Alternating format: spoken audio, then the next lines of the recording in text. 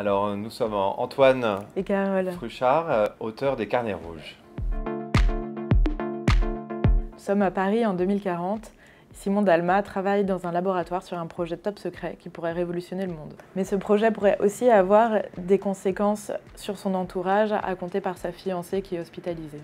On a construit l'histoire sur plusieurs continents, sur plusieurs temps, avec des flashbacks. Et le héros est vraiment dans une course contre la montre pour trouver absolument cette découverte.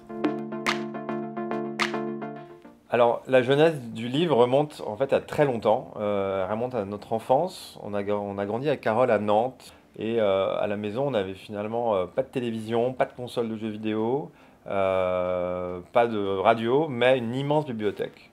Et donc, on a toujours énormément lu et assez vite, on a commencé à imaginer la suite d'un conte, à imaginer des petits romans policiers ensemble dès nos 8-9 ans. Ça a toujours été un exercice qui a été voilà, pour nous source de beaucoup d'amusement, de joie. Après notre bac, on s'est retrouvé étudiant dans un petit studio à Paris et on a repris une idée qu'on avait eue lorsqu'on était jeune, je dirais de nos 12-13 ans, l'idée d'un dénouement. Et c'est là où est reparti, je dirais, le projet d'écrire, et c'est là où a commencé l'histoire des Carnets rouges. Oui, donc on prend la décision d'écrire ce livre à quatre mains. Et évidemment, à ce moment-là, Antoine part à New York et moi, je me retrouve à partir à Shanghai à la fin de nos études pour le début de notre vie professionnelle. Mais on s'est dit, bon, la technologie est à notre service, on va se débrouiller autrement.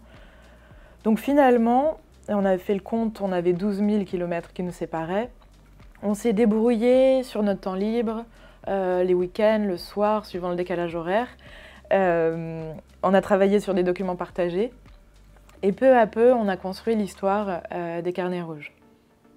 Donc on avait en fait d'abord construit une trame ensemble. On a passé plus d'un an, je pense, à imaginer la structure des chapitres, en partant vraiment de la fin. Et après, avec cette structure-là, on a commencé ce jeu vraiment de ping-pong, à s'envoyer voilà, des chapitres et les retravailler semaine après semaine.